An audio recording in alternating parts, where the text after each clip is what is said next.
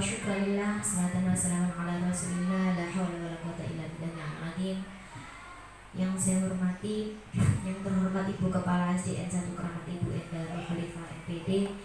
Yang saya hormati Bapak Ibu guru beserta staf kependidikan SDN 1 Keramat.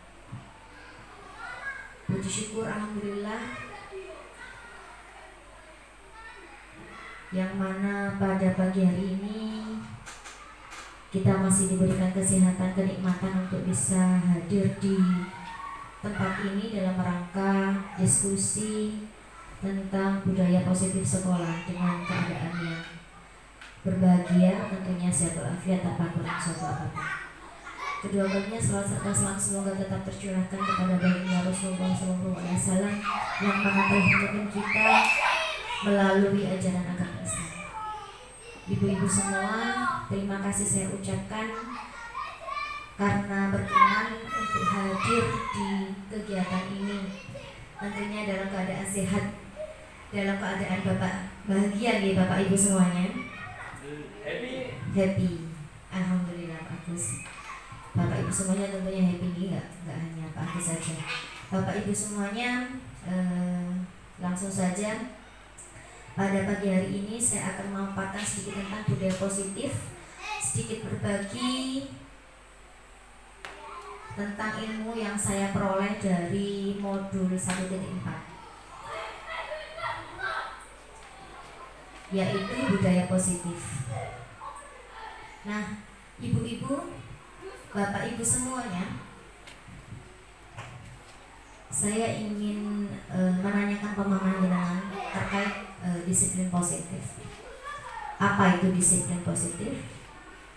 Disiplin yang ditekankan dalam diri ada banyak tentunya nih, meliputi tanggung jawab, kemandirian dan lain sebagainya. Dan ini termasuk ke dalamnya yaitu disiplin diri, menerapkan perilaku positif tanpa adanya hukuman dan tanpa adanya hukuman. Nah, disiplin positif ini merupakan upaya menciptakan dan menumbuhkan sikap disiplin diri mengacu pada nilai-nilai kebajikan universal yang diyakini. Kebajikan universal itu apa? Nilai-nilai kebajikan universal. Nilai-nilai kebajikan universal merupakan nilai-nilai positif yang ada pada diri anak yang diyakini dan disepakati bersama. Nah, disiplin positif dapat menumbuhkan motivasi internal dalam dirinya, bukan paksaan, bukan pujian, dan juga bukan hukuman. Disiplin diri ini merupakan bentuk kontrol diri. Jadi disiplin positif itu adalah suatu bentuk kontrol diri, nilai-nilai yang diyakini keberadaannya dalam diri seorang. Dan itu yang tergambar dalam perilaku setiap anak. Selanjutnya, apa saja contoh disiplin positif itu di lingkungan sekolah? Ada beberapa, yaitu yang pertama, menunjukkan sikap positif dalam berperilaku dan berinteraksi dengan warga sekolah. Menunjukkan bagaimana sikap baiknya, sopan santunnya, berarti sudah merupakan contoh disiplin positif yang nomor 1. Jadi terkait bagaimana cara interaksi anak itu terhadap seluruh warga sekolah. Yang kedua, disiplin positif di lingkungan sekolah terbentuk ketika membuat keyakinan kelas atau membuat keyakinan sekolah. Kemudian selanjutnya, disiplin positif di lingkungan sekolah ditunjukkan dengan menerapkan restitusi dalam penyelesaian. Restitusi ini merupakan suatu upaya menerapkan disiplin positif di lingkungan sekolah. Itu namanya restitusi. Kemudian yang keempat, mengembangkan keterampilan melalui kegiatan positif. Selanjutnya, apa sih yang tadi sudah saya bicarakan di awal tadi? Apa sih nilai kebajikan universal itu? Nilai kebajikan universal itu merupakan sebuah nilai yang diadaptasi dari hasil nilai yang disepakati bersama sesuai keyakinan diri. Nah, ketika kita berada di lingkungan sekolah, di lembaga, nah, nilai universal yang kita anut bersama itu apa Bapak Ibu? Apa ini? Profil pelajar Pancasila. Masih ingat dengan profil pelajar Pancasila? Belajar Pancasila ada 6. Belajar Pancasila, beriman dan bertakwa pada Tuhan Yang Esa dan berakhlak mulia, berkebinekaan global, gotong royong mandiri, kreatif dan bernalar kritis. Ada berapa Bapak Ibu? Ada 6. Nah, 6 ini, nilai kebajikan ini yang kita anut bersama, yang diimplementasikan dalam kegiatan di sekolah, program di sekolah, kegiatan pembelajaran di sekolah. Oke. Nah, nilai kebajikan universal yang ada di lingkungan sekolah ini P5 atau maaf P3, profil pelajar Pancasila. Ini sudah menjadi tren di seluruh Indonesia karena produknya kurikulum Merdeka. Nah, ini yang dianut.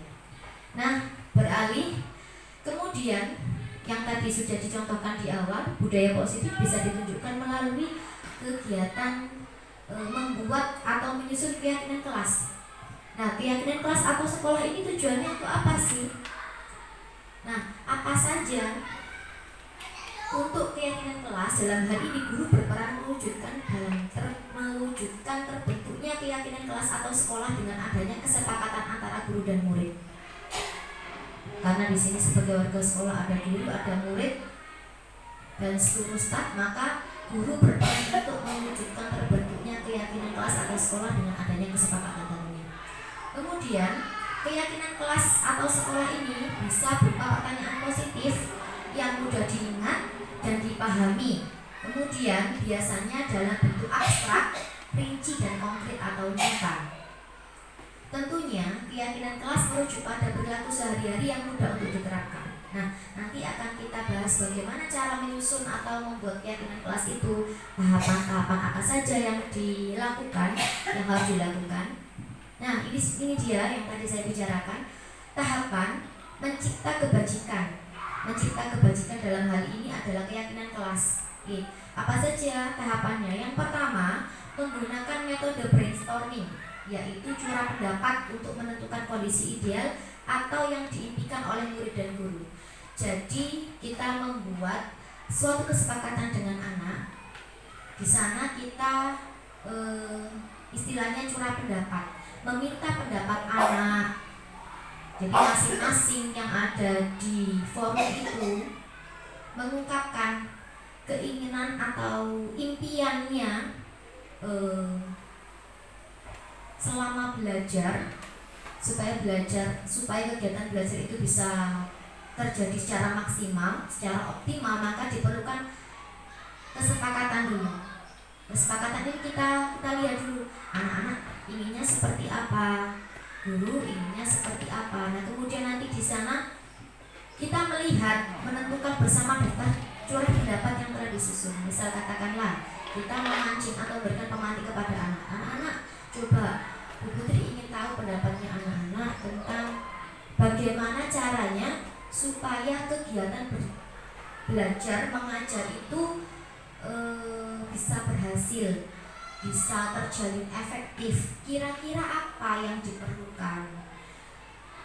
Atau kalau kita menggunakan bahasa anak-anak gimana sih supaya belajarnya itu senang, belajarnya bisa fokus, apa yang harus dilakukan, kira-kira apa yang dibutuhkan. Nah, seperti itu yang diharapkan dari tahap 1 ini, metode curah pendapat.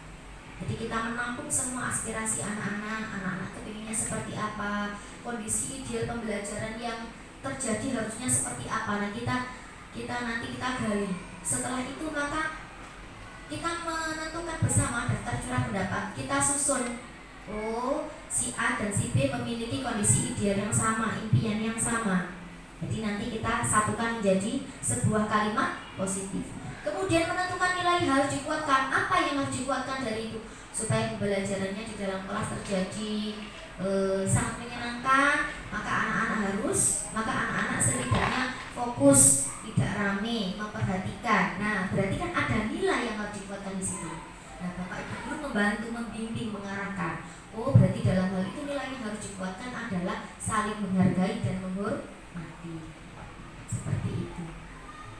Jadi anak-anak menghormati jika Bapak Ibu guru sedang menjelaskan. Kemudian Bapak Ibu guru juga menghormati dan menghargai ketika anak-anak sedang mencurahkan pendapatnya, mencurahkan gagasannya. Jadi kita sama-sama saling menghormati dan menghargai. Jadi tidak ramai itu kan termasuk sebuah nilai yang harus dikuatkan di situ, diterapkan, diterapkan. Nah, kemudian menyempurnakan menggunakan kalimat-kalimat positif. Nah, tadi yang saya contohkan tadi yaitu saling menghormati dan menghargai, itu termasuk sebuah kalimat positif. Jadi tidak menggunakan kata tidak boleh rame, jangan rame. Jadi yang lebih tepat itu adalah saling menghormati dan saling menghargai. Karena tidak rame itu bagian dari saling menghormati dan menghargai ini.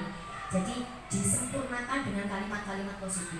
Hindari kata jangan, hindari kata tidak dalam pembuatan keyakinan balas.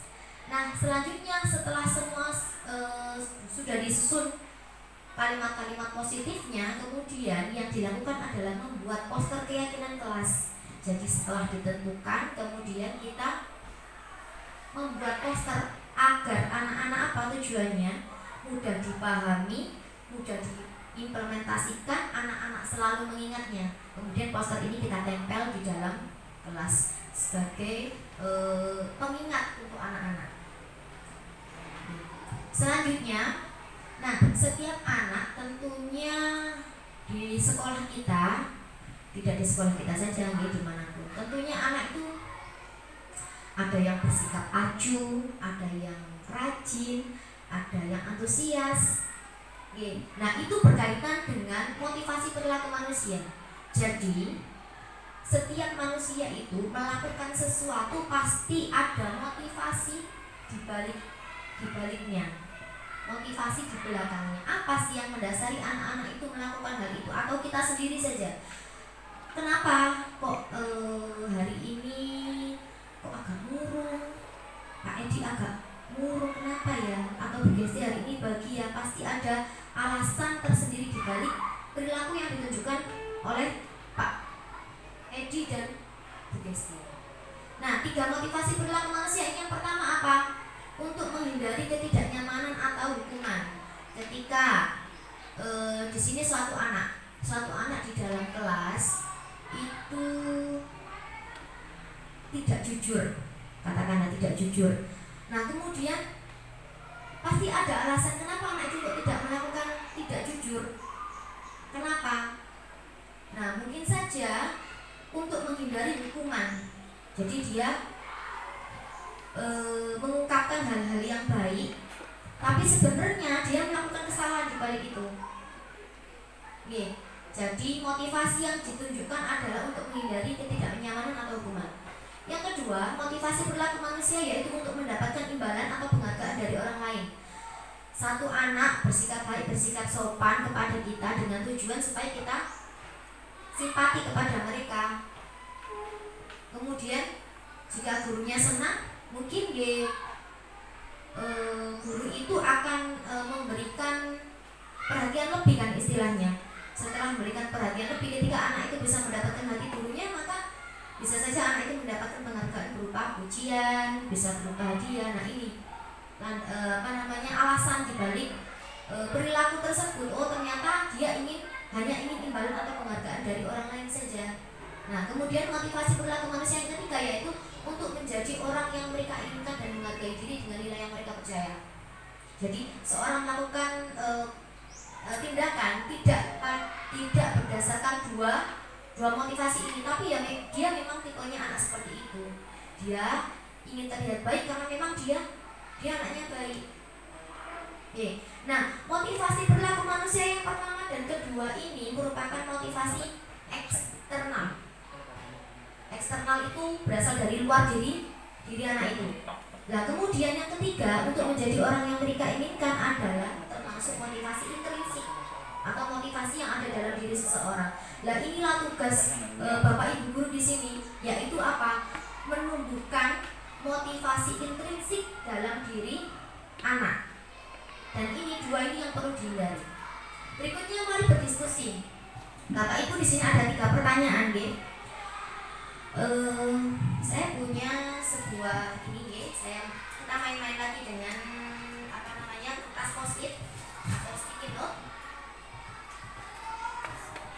Saya bagikan satu-satu, kemudian Bapak Ibu bisa menjawab pertanyaan ketiga pertanyaan ini, nggih.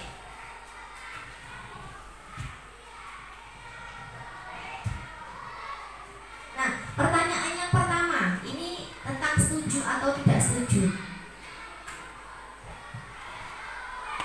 Yang pertama, apakah Anda setuju hukuman dapat meningkatkan disiplin diri siswa?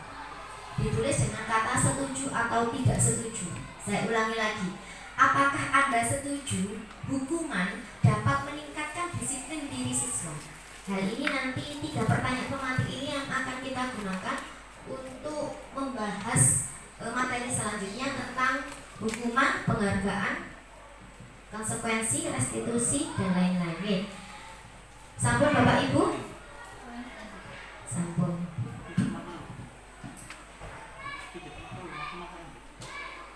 Sampun?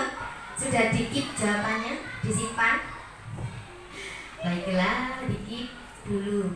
Nanti akan kita bahas bersama, nggih. Nah, selanjutnya pertanyaan kedua. Apakah Anda setuju penghargaan dapat meningkatkan motivasi siswa untuk berdisiplin? Apakah Anda setuju penghargaan dapat meningkatkan motivasi siswa untuk berdisiplin?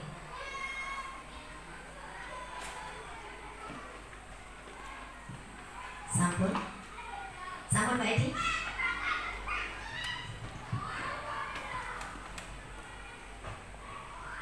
Jawab dengan setuju atau tidak setuju. Yang ketiga, apakah Anda setuju penghargaan berdampak sama dengan hukuman? Dampak dari penghargaan dengan hukuman itu sama. Sampun?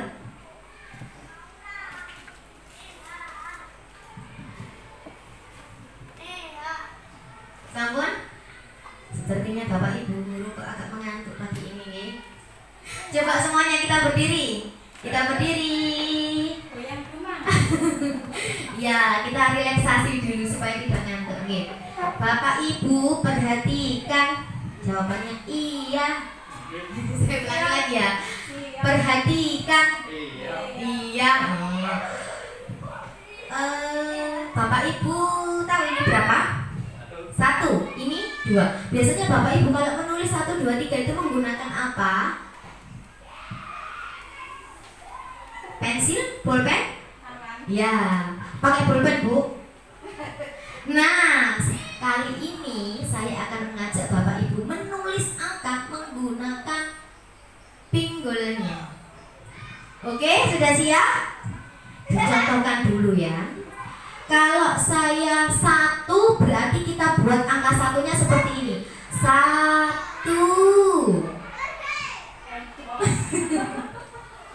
Bisa diulang lagi. Kalau saya buat 2 berarti dibuat seperti angka 2. 2 itu kalau untuk penceng Pak, gimana ini? Oke, kita mulai ya. 3. Ayo 3. 3-nya 3. Gimana Bu Safa? 3 Bu Safa. 3 itu bukan gini Bu Safa. Jangan kalau buat 3 gimana? 3 bokongnya digeol. Iya, ke bawah. Sudah? Coba sekarang kalau buat angka 4. 4 Bu Safa. Ayo 4 Pak Edi. 4 Pak Edi gimana? 4 Pak Edi. 4 bukan 7 Pak Edi, itu 8. Meser. Sampun, terima kasih. Silakan duduk kembali. Kita sejenak merefresh otak, okay? Sampun, saya ingin salah satu dari Bapak atau Ibu guru menyampaikan tentang alasannya tentang setuju atau ketidaksetujuan dengan hal ini. Pertanyaan 1, apakah Anda setuju hukuman dapat meningkatkan disiplin dari diri siswa? Coba diungkapkan alasannya apa? Bapak Ibu guru ada yang ingin menyampaikan pendapatnya? Pak Agus? Setuju. Moga-moga. Terima kasih. Apakah Anda setuju hukuman dapat meningkatkan disiplin dari siswa? Untuk saya setuju. Kenapa? Dengan adanya hukuman itu minimal ada apa ya, ada rasa takut anak untuk melakukannya lagi dan akan mendapat kedisiplinan, terutama dalam hal ya biasanya di lapangan ini yang sangat diperlukan dan seperti itu. Terima kasih. Ya, kita beri plus untuk jawaban Pak Agus. Ternyata Bapak Agus setuju ya bahwa hukuman dapat meningkatkan disiplin diri siswa. Selanjutnya untuk nomor 2, monggo mencurahkan pendapatnya. Ibu barangkali. Nomor 2, apakah Anda setuju penghargaan dapat meningkatkan motivasi siswa? Saya berpendapat setuju, karena dengan penghargaan motivasi siswa akan otomatis akan termotivasi, akan berlomba-lomba untuk mendapatkan penghargaan tersebut. Terima kasih, kita beri plus untuk Bu Enda. Bener nggih? Leres nggih? Selanjutnya, pertanyaan ketiga, apakah Anda setuju penghargaan berdampak sama dengan hukuman? Monggo Bapak Agus, mohon maaf, Pak Edi atau Bu Gesti? Boleh? Silakan Pak, silakan. Apakah Anda setuju penghargaan berdampak sama dengan hukuman? Tidak setuju, karena masing-masing itu memiliki dampak yang berbeda. Ketika hukumannya nanti itu seperti yang disampaikan Pak Agus, hukuman yang sifatnya itu ke negatif, maka akan berdampak yang berbeda ketika siswa mendapatkan penghargaan. Terima kasih, jawaban yang luar biasa dari Bu Gesti. Nah, 3 pertanyaan tematik ini akan kita jawab setelah materi selanjutnya ini. Kita akan mengupas semuanya. Oke. Nah, Bapak Ibu coba perhatikan, di sini ada tabel tentang identitas sukses dan identitas gagal. Yang tadi kita bicarakan adalah hukuman, kemudian konsekuensi dan restitusi. Nah, identitas gagal di sini adalah bentuknya berupa hukuman. Nah, hukuman ini merupakan sesuatu yang menyakitkan dan harus terjadi. Perbedaannya ini. Kemudian identitas sukses ada 2, yaitu disiplin, konsekuensi, dan restitusi. Nah, kalau konsekuensi itu sesuatu harus terjadi. Kalau restitusi merupakan pilihan. Oke. Kemudian ini maksudnya bagaimana ya? Nah, hukuman ini biasanya terjadi satu arah atau satu pihak. Misal, karena kita marah ya, ada seorang anak di kelas kita yang tidak mengikuti pembelajaran karena dia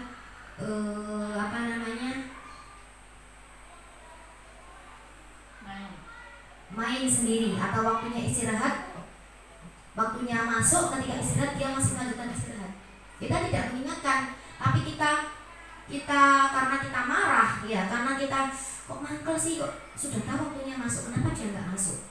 Akhirnya dia masuk ke dalam kelas. Nah, kemudian misal katakanlah di sini namanya Vano, kamu hari ini sudah tahu waktunya Bu Putri kok nggak mau masuk kelas. Kenapa? Karena itu diem aja. Ya sudah, kamu di luar aja main, nggak usah masuk kelasnya Bu Putri, di luar aja. Nah, akhirnya anak itu bagaimana? Tetap berada di luar. Dia merenung, dia murung. Ya Allah, rek mau lapo, kok gak masuk aku. Misal katakanlah seperti itu, Bu. Nah, ini merupakan satu contoh apa, Bu? Kira-kira yang saya contohkan tadi, hukuman, konsekuensi, atau restitusi? Bedanya hukuman dengan konsekuensi apa? Konsekuensi itu membuat tidak nyaman untuk murid. Kalau hukuman itu tidak nyaman untuk murid, terjadi satu arah. Jadi guru. Hukuman atau konsekuensi? Konsekuensi, Nah, coba kita lihat di sini. Korban mendapatkan keadilan, korban bisa diabaikan. Korban mendapatkan ganti itu restitusi. Nah, hukuman ini bedanya apa, Bu, dengan konsekuensi? Jadi hukuman ini satu arah dari guru. Misal guru marah, tidak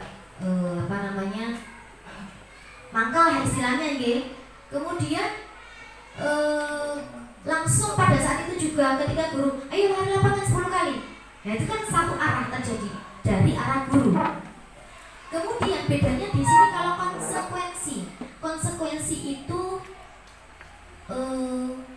terjadi dua arah itu dengan kesepakatan tentunya dengan siswa. Misal seperti ini, besok jangan diulangi lagi ya Vano ya. Iya Bu, kalau diulangi lagi apa yang akan Vano lakukan kira-kira? Saya mau Bu, keliling lapangan 10 kali Bu kalau saya seperti itu lagi. Nah kan terjadi kesepakatan dua orang, tapi tidak akan membuat anak itu menjadi disiplin seterusnya. Paling 1 kali itu saja, selanjutnya pasti akan diulangi lagi. Jadi bedanya hukuman dengan konsekuensi seperti itu. Oke. Jadi hukuman terjadi satu arah antara guru saja, dari guru saja. Kemudian biasanya perbedaannya tidak ada kaitannya. Misal terlambat hadir di sekolah, hukumannya apa? Membersihkan kamar mandi. Apakah ada hubungannya Bu dalam hal itu? Tidak masuk sekolah, maaf terlambat ke sekolah, tapi hukumannya membersihkan kamar mandi. Apakah itu berkaitan Bapak Edi? Kesalahannya tidak masuk, kesalahannya terlambat ke sekolah, tapi hukumannya membersihkan kamar mandi. Apakah itu tidak sesuai? Kurang sesuai. Nah, kalau kurang sesuai, maka masuknya itu ada di hukuman. Nah, kalau konsekuensi, misalkan seperti ini, Vano hari ini tidak mengerjakan PR. Ya sudah Vano, berarti kamu mengerjakan PR saja di luar kelas. Kerjakan PR Bu Putri, kalau kamu sudah selesai baru boleh masuk kelas lagi. Nah, hukuman dengan kesalahan apakah cocok?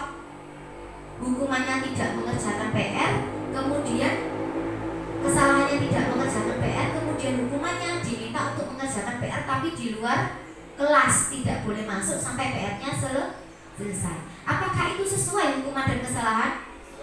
Cocok. Nah, dalam hal itu berarti masuk pada konsekuensi. Oke. Tapi apakah hukuman dan konsekuensi itu sepertinya beda tipis? Semuanya ini beda tipis semuanya. Bedanya dengan restitusi itu apa? Nah, restitusi ini merupakan pilihan anak. Jadi guru memberikan arahan, memberikan bimbingan seperti ini. Jika ada anak yang tidak mengerjakan PR, Vano tidak mengerjakan PR, kemudian Bu Guru memanggil, Vano sini.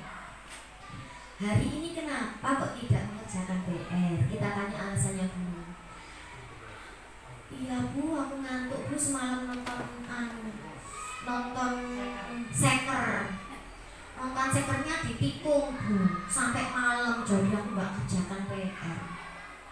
Kamu tahu nggak kalau PR itu tugas dari Bu Guru itu wajib dikerjakan. Kenapa kok wajib dikerjakan? Karena itu latihan untuk Vano, latihan terhadap kemampuan Vano. Tahu Bu? Lalu kenapa? Aku saja pengen kerjakan Bu, tapi ya sudah terlanjur ada seker Bu, jadi ya mungkin besok aja latihannya. Nah berarti kan anak di sini ada alasan. Kalau gitu Vano gimana caranya supaya besok tetap bisa nonton seker dan masih tetap bisa mengerjakan PR? Gimana ya Bu ya? Itu aja Bu, saya tak kerjakan PR ketika istirahat aja. Habis jajan saya tak kerjakan PR biar nanti malam bisa menonton seker kalau ada seker. Oh bagus Vano kalau gitu. Ya sudah, besok kalau Bu Putri memberikan PR, kemudian pas ketepatan juga ada jadwal untuk nonton seker, Vano akan melakukan hal itu ya. Iya Bu, nanti biar gak dimarahi Bu Putri juga. Jadi saya bisa nonton seker juga. Jadi saya juga bisa saya juga bisa mengerjakan PR, tidak dimarahi Bu Putri dan bisa nonton seker. Ya, apakah di situ terjadi dialog dua arah? Iya, antara guru dan Vano, guru dan siswa. Nah, dalam hal ini yang dikatakan sebagai restitusi, artinya anak sendiri yang menentukan pilihannya. Jadi anak sendiri yang menguatkan karakternya. Gimana ya supaya aku tidak seperti itu. Nah, anak sendiri akan berpikir. Nah, Bu Guru akan mengarahkan di sini. Tugas guru hanya sebagai fasilitator, ya, sesuai dengan yang diusulkan Ki Hajar Dewantara tentang tujuan pendidikan, yaitu menuntun kodrat alam, menuntun segala kekuatan kodrat alam yang dimiliki oleh anak. Tujuannya apa? Untuk mencapai kebahagiaan dan keselamatan bagi dirinya dan anggota masyarakat. Jadi guru itu sebagai petani, Bu, Bapak Ibu, ibaratnya kita hanya bisa menuntun laku anak, tidak bisa menentukan bagaimana anak itu akan tumbuh. Kita hanya bisa seperti petani kan nggak bisa menentukan padi itu jadi atau enggak, tapi kita bisa memberikan upaya. Bagaimana upaya yang bisa kita lakukan?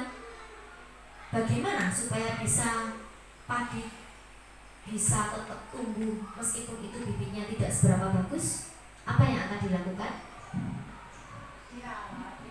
Dirawat, dipupuk, disiram. Nah, seperti tugas kita sebagai guru. Jadi kita bisa memupuk, menyirami saja, tidak bisa menentukan bagaimana tumbuhnya. Tapi setidaknya dengan pendidikan itu kita sudah meminimalisir bibit yang sebelumnya itu sudah dicap jelek dan tidak bisa berkembang. Tapi kita bisa membuktikan bahwa dengan tangan-tangan kita bibit itu bisa tumbuh dengan maksimal. Dengan maksimal ya dengan caranya sendiri. Jadi kita sudah mengoptimalkan. Jadi apapun yang sudah kita lakukan, yang penting kita sudah melakukan yang terbaik untuk anak kita. Tidak ada niat lain, itu sudah lebih dari cukup. Dan itu fungsi tugas kita sebagai guru, yaitu sebagai fasilitator. Hanya menemani, membimbing dalam waktu tumbuh kembangnya itu. Jadi kita tidak bisa memaksa anak dalam hal ini, ya, tidak bisa belajar, tidak bisa memaksa anak untuk belajar, tapi kita dampingi bagaimana dia belajar. Nah, itu yang diciptakan dari identitas gagal, yaitu hukuman.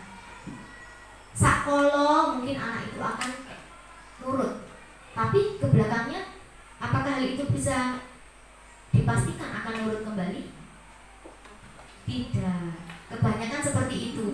Wah, Pak Agus, aku tak itu supaya nggak telat seperti kemarin, nanti dimarahi Pak Agus. Kalau ada Pak Agus, kalau Pak Agus nggak ada, apa yang terjadi? Hal itu akan diulangi kembali. Nah, ini ya yang saya katakan sebagai identitas apa? Gagal.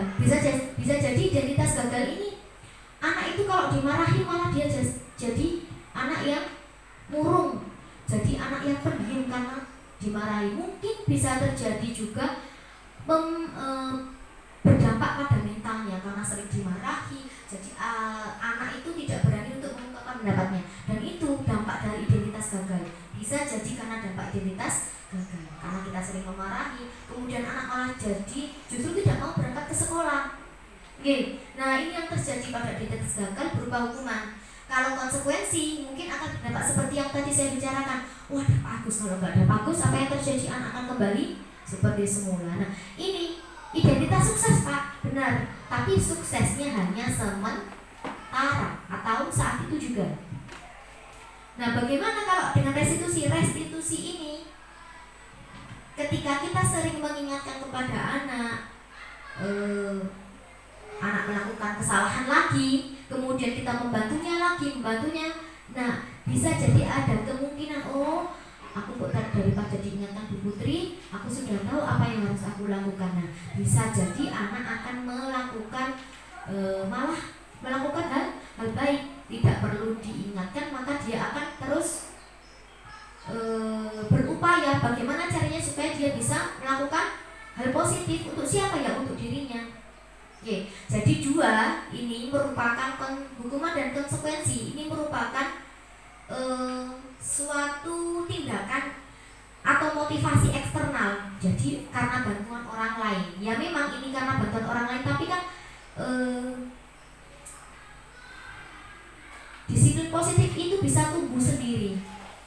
Kalau yang direstitusi, kalau hukuman dan konsekuensi itu kalau tidak ada Pak Agus, nggak ada yang memarahi, maka dia akan berulang atau melakukan hal-hal negatif. Sampun Nah, Bapak Ibu sudah ada gambaran sedikit tentang apa Anda setuju hukuman dapat meningkatkan disiplin siswa? Kira-kira bagaimana kesimpulannya? Apakah Anda setuju hukuman dapat meningkatkan disiplin siswa? Melihat dari penjelasan, oh ya tidak setuju. Benar sekali, nggih. Jadi sudah terjawab untuk pertanyaan saya. Jadi hukuman tidak akan meningkatkan kedisiplinan siswa. Jika dalam kondisi yang buruk, siswa akan malah terpuruk atau malah down karena adanya hukuman. Sering dihukum sama Pak Edi lari, bisa aku besok masuk aja. Nah, mungkin saja akan timbul seperti itu, nggih. Nah, kemudian yang kedua, apakah Anda setuju penghargaan dapat meningkatkan motivasi siswa?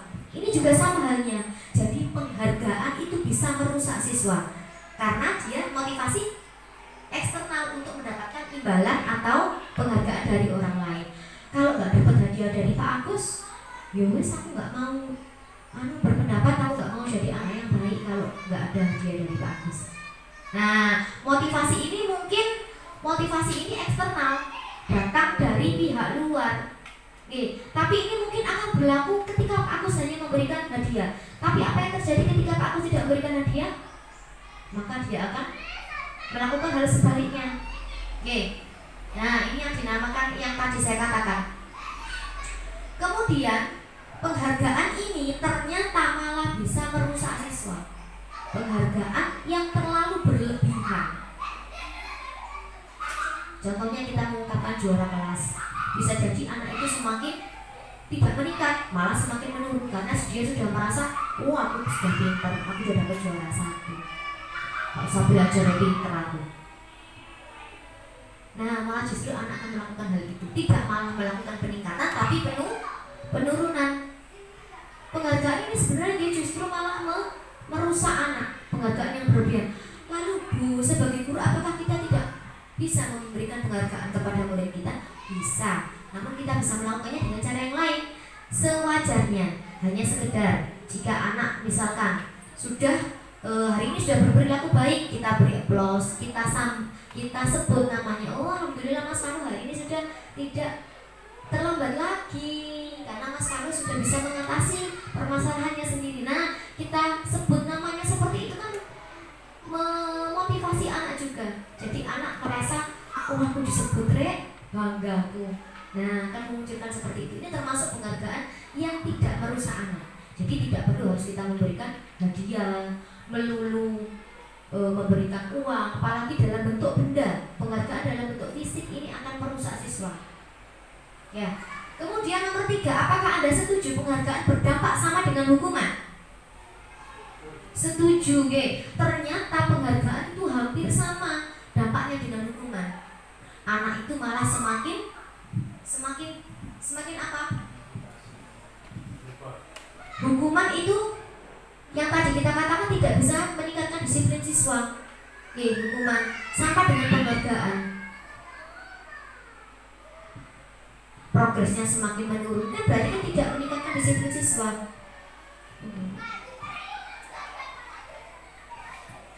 Nah, Bapak Ibu, sekarang kita coba pikirkan bersama, nggih. Nah, di sini ada 4 kalimat, 4 kondisi. Nah, dalam hal ini Bapak Ibu bisa mengidentifikasi atau mengelompokkannya. Kira-kira pernyataan pertama ini termasuk hukuman, konsekuensi, atau restitusi. Oke. Menulis 100 kalimat yang berisi tidak akan mengulangi kesalahan lagi. Dalam hal ini kesalahannya adalah terlambat hadir di sekolah. Oke. Berarti dalam hal ini termasuk hukuman, konsekuensi, atau restitusi. Monggo Pak Iswanda.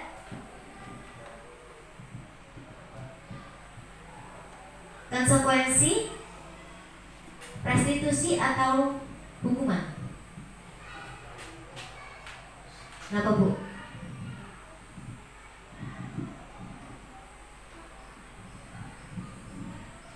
Hukuman. Terlalu banyak nulisnya. Oh, terlalu banyak. Berarti kita kurangi lagi 50 saja. Katanya terlalu banyak. Oke. Menulis 50 kalimat tidak akan mengulangi kesalahan lagi untuk kesalahan terlambat hadir di sekolah. Hukuman. Alasannya apa Bu?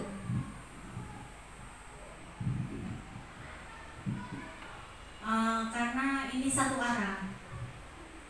Jadi hanya guru yang tanpa mendengarkan penjelasan siswa kenapa terlambat, tetapi langsung meminta anak menulis 100 kalimat tersebut.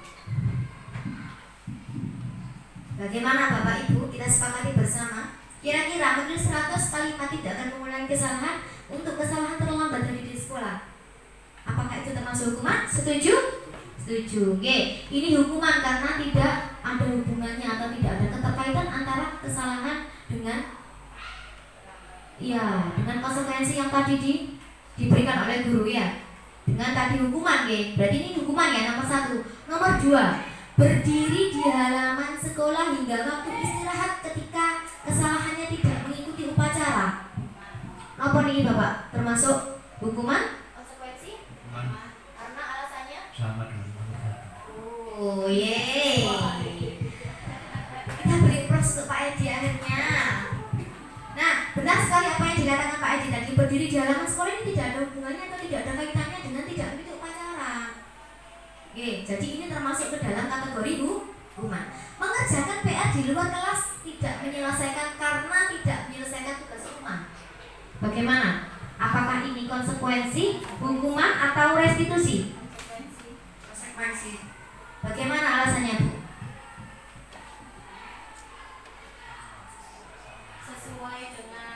Sesuai dengan kesalahannya. Bagus, alhamdulillah. Karena ini sesuai dengan kesalahannya ya, tidak mengerjakan PR kemudian mengerjakan PR di luar kelas. Tapi apakah di sini kita tahu apa alasan dia tidak mengerjakan PR? Apakah kita tahu? Apakah kita menanyakan? Tidak. Berarti ini kategorinya adalah konsekuensi. Berikutnya, berkeliling lapangan 10 kali karena tidak menghormati guru. Hukuman, konsekuensi, restitusi, hukuman. Benar sekali ya. Bapak Ibu nampaknya sudah mulai memahami perbedaan dari ketiganya. Berikutnya, dampak dari penghargaan. Nah, penghargaan itu dapat merusak hubungan. Penghargaan dapat merusak hubungan. Hubungan yang seperti apa ini? Misalkan contoh, ketika kita memberikan penghargaan untuk juara 1 di dalam kelas, ranking 1, ranking 2, ranking 3. Kemudian suatu hari anak itu, misal katakanlah di sini Raisa kita beri peringkat 1. Kemudian temannya yang lain Mahira, males aku koncan di Raisa itu sombong, mentang-mentang sudah dapat juara 1, bisa aku gak mau mainan sama Raisa. Nah, itu salah satu contoh penghargaan dapat merusak hubungan karena ada iri satu sama lain, karena sama-sama anaknya, karena yang satu terlalu dipuji dan yang satu diacuhkan. Jadi akan berdampak seperti ini. Kemudian penghargaan akan menurunkan kualitas. Seperti yang tadi kita bicarakan, aku gak belajar ya oleh ranking 1, apalagi aku belajar. Tapi meskipun soalnya ranking 1, aku gak usah belajar lagi ya. Ya wong gak belajar aja dapat ranking 1 gitu udah gitu. Berarti dalam hal ini penghargaan dapat menurunkan kualitas. Selanjutnya penghargaan menciptakan persaingan, sama seperti yang pertama tadi. Jadi menciptakan iri dengan satu sama lain ya, menciptakan persaingan. Sebenarnya persaingan ini bagus, tapi kan kita nggak tahu sifat-sifat anak sendiri bagaimana. Oke. Selanjutnya, nah terkait kita melakukan yang namanya restitusi kepada anak. Nah itu terkait dengan posisi kontrol kita sebagai guru. Dalam hal ini ada 5 posisi kontrol yang harus kita pahami. Ya, apa saja itu? 1. Posisi kontrol penghukum. 2. Posisi kontrol pembuat merasa bersalah. Yang ketiga, posisi kontrol sebagai teman. Yang keempat, posisi sebagai pemantau. Dan yang kelima adalah posisi kontrol sebagai manajer. Dalam hal ini posisi kontrol apa yang dimaksud? Posisi kontrol dalam menyelesaikan permasalahan anak. Jadi kan kita di sekolah itu tidak luput dari masalah setiap hari. Oke. Tapi kita harus bisa menyelesaikan masalah itu, ya, mengatasi masalah tanpa masalah. Seperti apa, Bu? Pegadaian. Bukan Bu kita lembaga, bukan pegadaian ya. Pegadaian mengatasi masalah tanpa masalah. Nah, dalam hal ini kita harus bisa menyelesaikan permasalahan anak. Nah, posisi kontrol apa? Posisi kontrol yang tepat yang bagaimana yang harus kita tunjukkan di depan anak-anak. Nah, penghukum itu yang bagaimana, Bu? Penghukum itu yang bagaimana? Benar sekali, yang berikan hukuman. Oke, kalau kamu nggak mau masuk kelas, nggak usah belajar sama Bu Putri, di luar aja. Nah, di luar aja, kamu nggak usah belajar sama Bu Putri. Itu termasuk posisi penghukum? Ya, sudah jelas. Satu arah, ya. Kemudian pembuat merasa bersalah ketika anak ketika anak tidak mau mengerjakan tugasnya. Ayolah, kita tunjukkan wajah melas kita. Kalau kamu nggak mau kerjakan, nanti ada di kepala sekolah di sini. Kamu nggak kasihan sama Bu Putri, nanti Bu Putri dimarahi, dikira Bu Putri nggak bisa ngajar, dikira Bu Putri nggak bisa ngatur anak-anak. Kenapa kok sampai ibu kepala sekolah datang untuk memarahi kamu, memarahi Bu Putri? Kita menunjukkan rasa seperti itu supaya anak apa? Berempati kepada kita, supaya anak kasihan terhadap kita, supaya anak mau melakukan apa yang kita perintahkan atau instruksikan. Nah, posisi kontrol yang disebutkan tadi merupakan posisi kontrol pembuat rasa bersalah.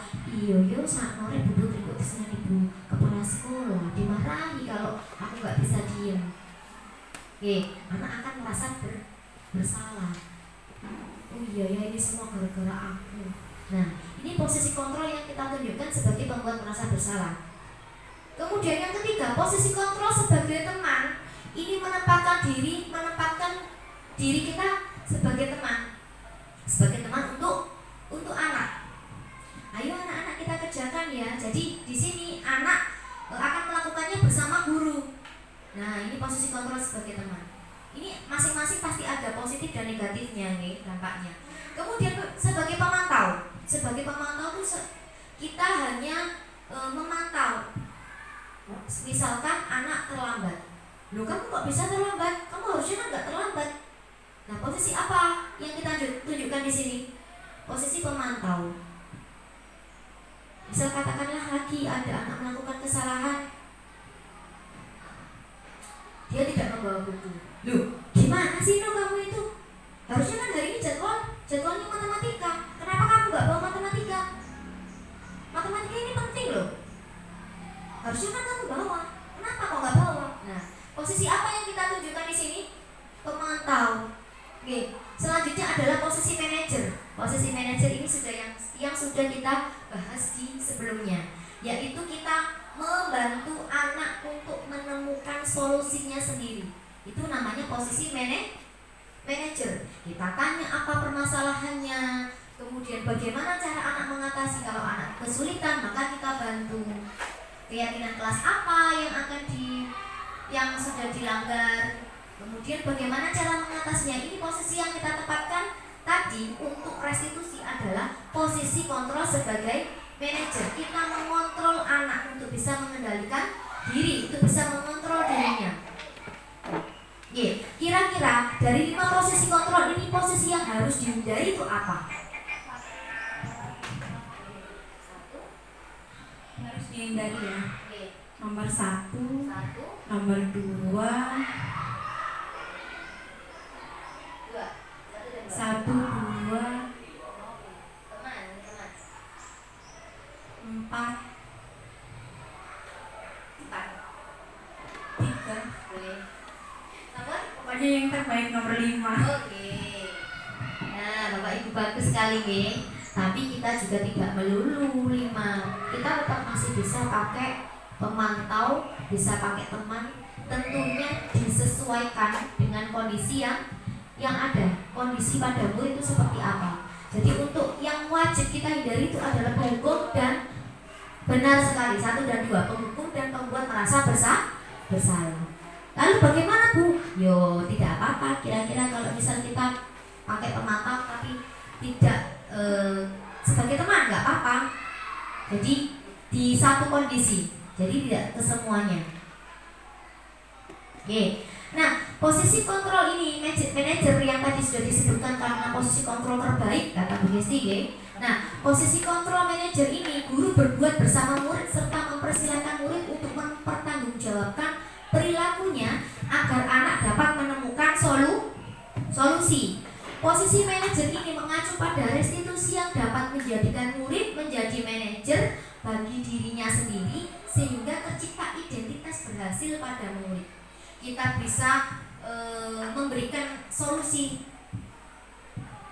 bukan memberikan solusi ya, tapi mengarahkan anak untuk menemukan solusinya sendiri. Berarti kan artinya anak ini sudah bisa menjadi manajer. Bagi siapa? Bagi dirinya lah. Itu yang kita harapkan sebagai guru. Anak itu sadar, anak itu tahu tentang apa yang baik, apa yang tidak baik, dalam rangka apa? Untuk menguatkan karakternya. Nah, Bapak Ibu guru, setiap orang pasti mempunyai kebutuhan dasar. Nah, setiap orang, tidak hanya anak-anak kita, saya, jenengan, semuanya pasti ada kebutuhan dasar yang harus dipenuhi. 5 kebutuhan dasar manusia yang menjadi fondasi pokok. Oke. Ketika kita melakukan sesuatu kan pasti ada alasan. Lah alasannya ini mengacu pada 5 kebutuhan dasar manusia. Apa itu? Kebutuhan bertahan hidup, ini yang utama. Jenengan bekerja, datang ke tempat kerja, bekerja, kemudian tujuannya untuk apa sih? Ya, mencari cuan. Dalam hal ini adalah bertahan hidup. Kemudian selanjutnya ada kebutuhan penguasaan. Jadi kita itu juga butuh yang namanya penguasaan. Kita butuh untuk diakui oleh lingkungan sekitar kita. Itu namanya penguasaan. Selanjutnya kasih sayang dan rasa diterima. Kita juga butuh disenangi dengan teman kita, disayangi dengan teman kita, dan dengan lingkungan kita. Kita butuh, kita haus sebenarnya akan rasa kasih sayang ini kan, dan rasa diterima. Kemudian ada lagi kesenangan. Kita juga butuh happy, kata Pak Agus tadi. Butuh happy ya, butuh senang. Gak mau sepaneng. Kita mau yang senang atau yang happy? Yang happy. Selanjutnya ada kebutuhan kebebasan. Ibu mau enggak Bapak Ibu kalau setiap keadaan ibu itu merasa tertekan? Ibu suka enggak dengan keadaan tertekan? Tidak suka? Tentunya semuanya juga sama, benar ya? Tidak mau jika kita merasa tertekan. Kita butuh bebas. Bebas dengan cara apa? Nah, nanti kita bahas. Sudah ya? Sudah 5 saya sebutkan? Bertahan hidup, penguasaan, kasih sayang, kebebasan, dan kira-kira kebutuhan dasar apa? Bertahan hidup, kasih sayang, kebebasan, kesenangan, penguasaan. Memang semuanya ini beda-beda tipis. Kenapa? Bertahan hidup, kebebasan, yang mana? Karena dia ingin makan, Bu. Dia ingin makan, berarti bertahan hidup. Dia bekerja supaya dia bisa makan, bisa mencukupi kebutuhan lainnya. Jadi dia bekerja, itu namanya bertahan hidup. Selanjutnya, aku kan itu kesukaannya. Aku sebel gambarku tidak rapi, malah ibu guru nunjukin ke teman-temanku di dalam kelas. Jadi ada di satu kondisi anak menggambar, cuma gambaran yang menurutnya tidak rapi, tapi ibu guru malah menunjukkannya di depan kelas. Nah, kira-kira aku sebel, ada kata aku sebel. Kira-kira kebutuhan dasar apa yang ingin ditunjukkan oleh anak? Penguasaan, kasih sayang, kesenangan, ya? Kan itu berkaitan dengan rasa. Wah, ini apa ya? Ada pro dan kontra. Ada yang merasa ingin diterima, ada yang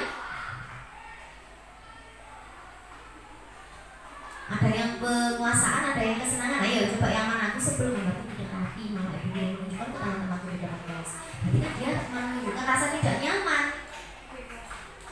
Kebebasan kah? Bingung gak? Beda-beda tipis nih. Kalau yang bawah, Bu, aku senang bisa pergi ke tempat-tempat yang aku suka.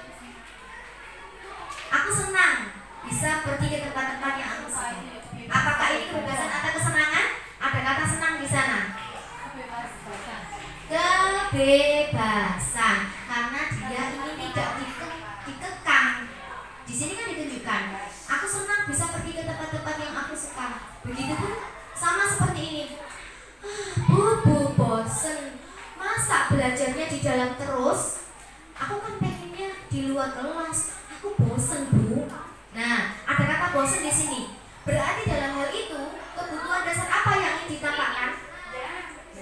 Kebebasan. Sama seperti nomor 5 ya. Dia ingin bebas belajar dimanapun. Gak mau dikekang oleh bu guru. Menentukan keinginannya atau menentukan pilihannya. Nah, berikutnya Bu, di sini ada segitiga restitusi. Nah, segitiga restitusi yang tadi sudah saya jelaskan yaitu upaya atau cara menanamkan disiplin positif kepada murid. Apa yang kita gunakan dalam hal ini pemecahan masalah. Jika kita tadi kan posisi kontrolnya apa yang tepat? Manajer, posisi manajer kita tadi yang tepat, Nah, posisi manajer ini selaras dengan restitusi. Restitusi atau cara menanamkan disiplin positif pada murid apa? Apa saja tahapannya? Jadi cocok kalau kontrolnya posisi kontrol manajer, kemudian restitusinya menggunakan segitiga restitusi. Kita tidak menggunakan hukuman, konsekuensi lagi, tidak menggunakan penghargaan, tapi menggunakan restitusi. Apa saja itu tahapannya? Yang pertama adalah menstabilkan identitas dulu. Kemudian validasi tindakan salah dan menanyakan keyakinan. Bu, yang bagaimana yang dimaksudkan ini? Segitiga restitusi pada tahapan yang pertama yaitu menstabilkan identitas. Contoh seperti ini. Hari ini Teguh dan Wildan bertengkar. Kenapa bertengkarnya? Awalnya karena Teguh itu jahil, suka ganggu Wildan. Dia kan pengen, aku loh ada di sini. Kebutuhan dasar yang ditunjukkan adalah ingin diakui keberadaannya. Kebutuhan dasar yang ditunjukkan apa? Penguasaan. Aku pengen diterima kehadiranmu. Aku pengen kamu tahu loh Dani, aku tuh ada di sini. Teguh seperti itu. Makanya aku jahil. Aku ambillah pensilnya, aku peganglah telinganya. Kemudian apa yang dilakukan? Wildan marah karena sering diganggu. Tidak hanya sekali atau 2 kali. Apa yang dilakukan? Wildan marah, memuncak, kemudian mematahkan pensil milik Teguh. Karena pensilnya itu ada di sampingnya, nggak bisa melihat orangnya. Yang diambil adalah pensilnya, dipatahkan karena untuk meluapkan rasa marahnya. Nah, ini apa yang kita lakukan sebagai guru? Kita panggil. Menstabilkan identitas identik dengan kalimat setiap orang pasti pernah melakukan kesalahan. Kita panggil Wildan. Mas Wildan, iya Bu, ada aku nggak salah kalau aku mengatakan pensilnya. Teguh malah marah, padahal kan seharusnya yang bersalah Teguh. Wildan ngengkel, dalam artian ngengkel, Nah, di sini peran kita rem istilahnya. Kalau menstabilkan identitas itu kita rem. Dalam bahasa Jawanya seperti ini. Nggak apa-apa Mas Wildan, setiap orang itu pasti punya kesalahan. Tidak hanya sampean, Bu Putri juga pernah melakukan kesalahan. Begitu pun juga sampean, karena kita manusia biasa yang bisa melakukan kesalahan. Nah, setelah kita menstabilkan identitas, kita memposisikan diri kita sebagai anak yang bersalah tadi. Oh, gak apa-apa, Bu Putri juga dulu pernah bersalah kok. Dalam hal ini tadi kan Wildan yang bersalah nih. Nah, kita stabilkan dulu identitasnya. Jika identitasnya sudah stabil, mereka sudah kita rangkul, sudah merasa dirangkul, mereka merasa bahwa oh, Bu Guru itu berarti mengerti keadaanku. Aku tuh ada alasan kenapa aku melakukan semua ini. Nah ini adalah suatu bentuk tahapan menstabilkan identitas. Kemudian setelah kita rem, kemudian kita validasi tindakan tersebut. Gak apa-apa Mas Wildan, melakukan kesalahan itu adalah hal yang sudah biasa. Marah itu merupakan ungkapan ketidaknyamanan kita terhadap seseorang, terhadap sesuatu, terhadap lingkungan. Lalu bagaimana caranya? Kita bisa mengungkapkan kemarahan itu dengan cara yang lain. Kemarahan itu bagi Bu Putri adalah suatu bentuk ekspresi, suatu bentuk rasa yang tidak bisa keluar, yang tidak bisa kita ungkapkan lewat kata-kata. Jadi yang akhirnya yang keluar hanya marah, cacian, pukulan, adu fisik.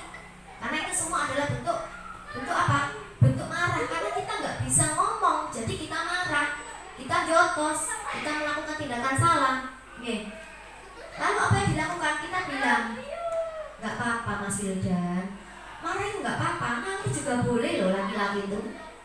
Kalau sudah tenang, dan kasih tahu. Kalau marah merusak barang milik orang itu tidak dibenarkan. Nah, marah boleh, tapi kalau kita merusak barang milik teman, merugikan teman, itu yang tidak dibenarkan. Meskipun dalam hal itu dia punya alasan. Kenapa alasan dia marah? Karena tadi Teguh mengganggunya. Kita rem dulu, kita stabilkan identitasnya dulu, kemudian kita kasih tahu kalau itu tindakannya tidak tepat. Itu namanya tahapan memvalidasi tindakan salah. Ada loh ternyata kita bisa mengungkapkan rasa marah kita itu dengan cara yang lain. Menenangkan hati dulu, menenangkan pikiran. Kalau biasanya apa yang dilakukan dalam tahap memvalidasi tindakan salah itu? Biasanya kan setelah Bu Gesti melakukan validasi tindakan salah, kemudian kita sebagai guru apa menanyakan keyakinan. Dan ini biasanya Bu, Bapak Ibu guru sepertinya sebenarnya sudah melakukan upaya restitusi ini, tapi mungkin yang dilakukan tidak secara menyeluruh, hanya sebagian atau pada tahap 1 dan 2. Nah, sekarang pada tahap ketiga yaitu menanyakan keyakinan. Kemarin kalau sampean bertengkar dengan teman, kemudian sampai mematahkan pensil milik teman, nah itu berarti termasuk apa? Nah, apakah Wildan itu menghormati temannya, menghormati barang milik temannya? Tidak pula. Inilah yang kita katakan sebagai tahap menanyakan keyakinan. Dia tahu bahwa hal yang dia lakukan itu tidak tepat.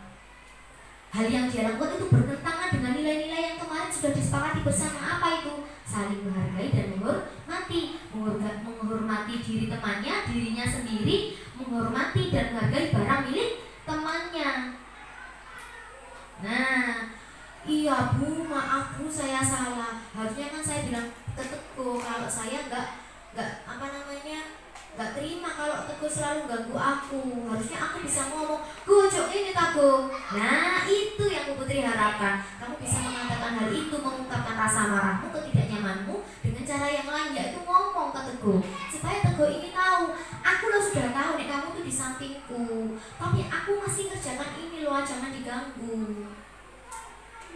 Jadi yang diupayakan itu kan anak bisa berkomunikasi seperti itu dengan temannya. Jadi tidak harus dengan rasa marah, dipukul, atau merusak barang milik temannya. Bu guru di sini menanyakan keyakinan. Oh, berarti anak ini sudah tahu kesalahannya di mana. Terus apa yang akan kamu lakukan selanjutnya?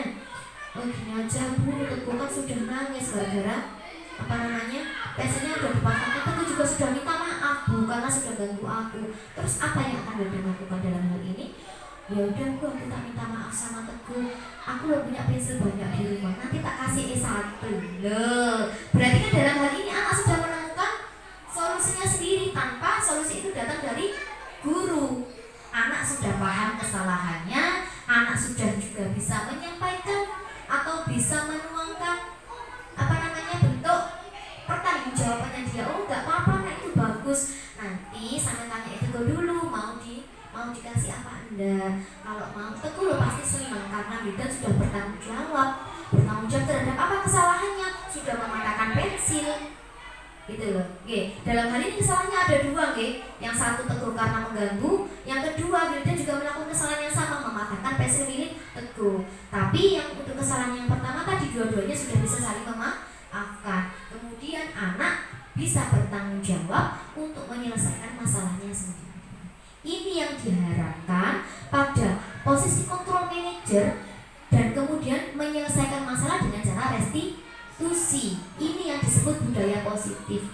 Tanpa kita menghardik anak, tanpa kita memaksa anak, tapi dia bisa menguatkan dirinya dengan beberapa treatment atau perlakuan dari kita. Kita memberikan pemantik dulu, kita mengarahkan dulu supaya anak bisa mencapai yang namanya solusi. Jadi solusi tidak datang dari guru, tapi dia tahu sendiri, dia sadar terhadap apa yang dia lakukan. Dia tahu kalau itu salah, maka sudah menjadi tanggung jawabnya untuk menyelesaikan masalahnya sendiri. Nah, ini restitusi merupakan salah satu bentuk budaya positif yang kita terapkan di sekolah. Nah, sekarang Bapak Ibu semuanya, apakah kira-kira Bapak Ibu semua sudah melakukan restitusi ini secara menyeluruh dari mulai tahapan naskah buka, validasi dan kemudian menanyakan keyakinan. Apakah itu sudah dilakukan? Hampir? Berarti kedepannya Bapak Ibu guru semuanya bisa melakukan yang namanya restitusi dan menempatkan diri dalam posisi kontrol guru sebagai manajer. Nah, Bapak Ibu guru, alhamdulillah kegiatan diskusi kita tentang budaya positif di sekolah sudah hampir selesai. Belum Pak, masih hampir. Nah, sekarang saya ingin Bapak Ibu melakukan refleksi terhadap apa yang sudah kita pelajari dengan 4 tahapan, 4P, yaitu peristiwa. Bapak Ibu guru bisa menceritakan peristiwa apa yang terjadi selama kita diskusi. Kemudian P yang kedua adalah perasaan. Bagaimana perasaannya? Perasaannya ketika menerima ini dan apa yang telah disadari, itu termasuk kategori perasaan. Kemudian P yang ketiga adalah pembelajaran. Pembelajaran atau sesuatu yang bisa jenengan dapatkan dari kegiatan diskusi ini apa? Dan kemudian yang terakhir bagaimana penerapan peristiwa, perasaan, pembelajaran dan penerapan. Oke, monggo Bapak Ibu guru barangkali ada yang ingin memulai untuk menyampaikan refleksi kita tentang P yang pertama itu peristiwa. Monggo, Pak Edi bisa menyampaikan peristiwa apa yang sudah kita lalui, materi-materi apa saja bisa disebutkan tadi sesuai dengan pemahaman dengan.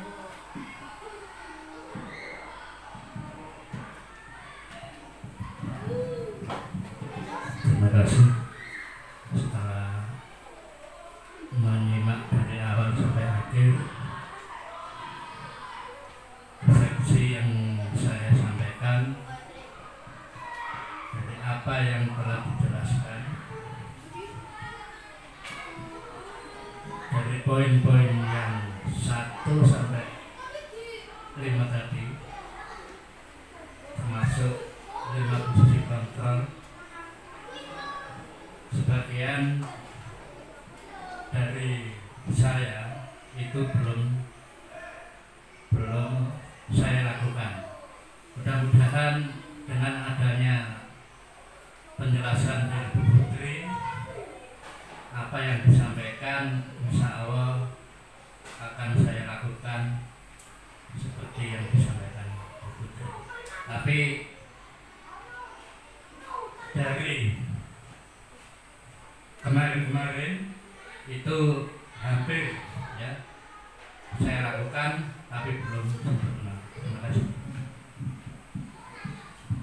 Terima kasih Bapak. Terkait ini apa? Posisi kontrol dan restitusi. Jadi pelajaran berarti peristiwa yang hari ini dilakukan bersama, yaitu tentang diskusi tentang 5 posisi kontrol ya Pak Edi, kemudian restitusi, segitiga restitusi dan budaya positif di sekolah. Bagus sekali Pak Edi. Kemudian P yang kedua yaitu perasaan.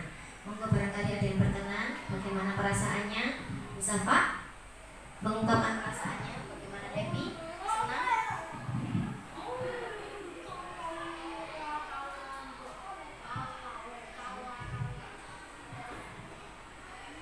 Senang sekali. senang sekali. Alhamdulillah. Ampun. Senang sekali nggih Bu nggih, meskipun dengan keriuhan harus riwa-riwi ngurus anak-anak. Nggih. Tapi yang ketiga adalah pembelajaran. Pembelajaran apa yang sudah jenengan dapatkan? Monggo. Terima kasih. Terima kasih sebelumnya saya sampaikan ke Bu Putri karena sudah memaparkan tentang disiplin positif, sehingga banyak sekali yang kami pelajari, terutama adanya perbedaan antara hukuman,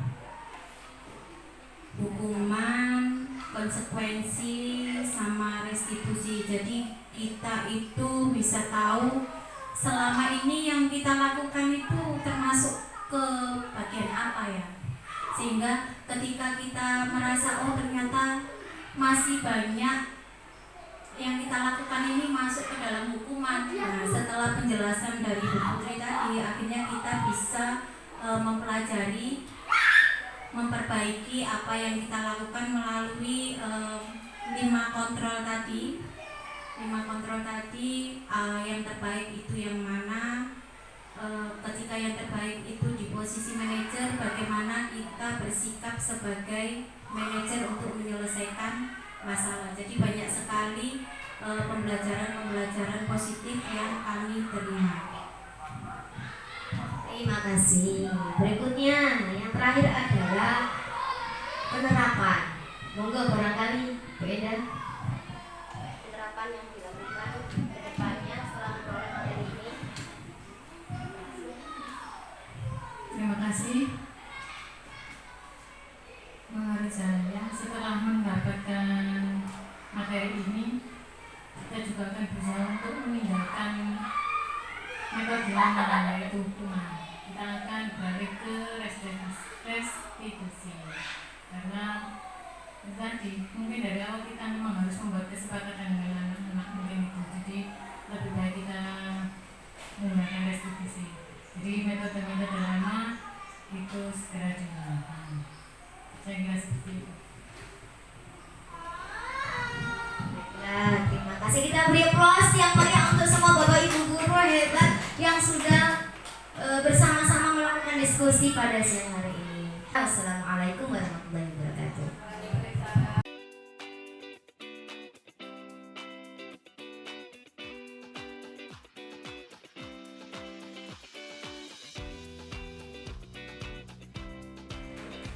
Assalamualaikum warahmatullahi wabarakatuh. Waalaikumsalam warahmatullahi wabarakatuh.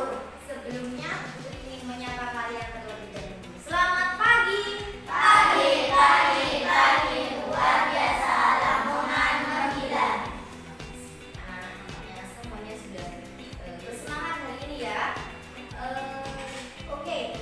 Baiklah anak-anak, pada kegiatan kali ini Putri akan mengajak kalian untuk membuat suatu keyakinan kelas.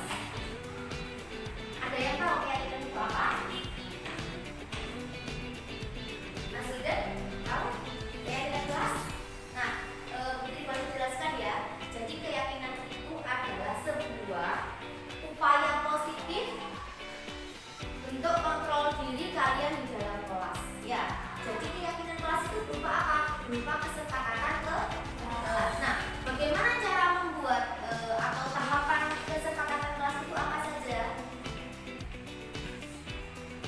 Nah, kesepakatan kelas diawali dengan menuliskan kalimat-kalimat positif atau kalimat-kalimat impian kalian terhadap kelas kita. Kalian ingin kelas kita seperti apa? Kalian ingin belajarnya bagaimana? Ingin belajarnya nyaman? Ingin kelasnya supaya nyaman itu apa yang harus dilakukan? Oke? Bisa dipahami? Ada pertanyaan?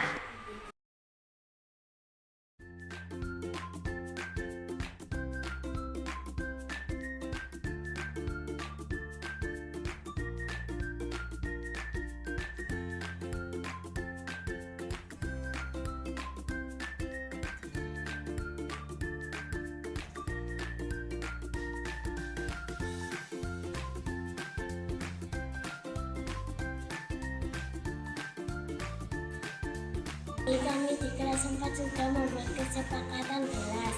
Sekarang saya memahami kesepakatan kelas akan membantu saya mewujudkan kelas impian.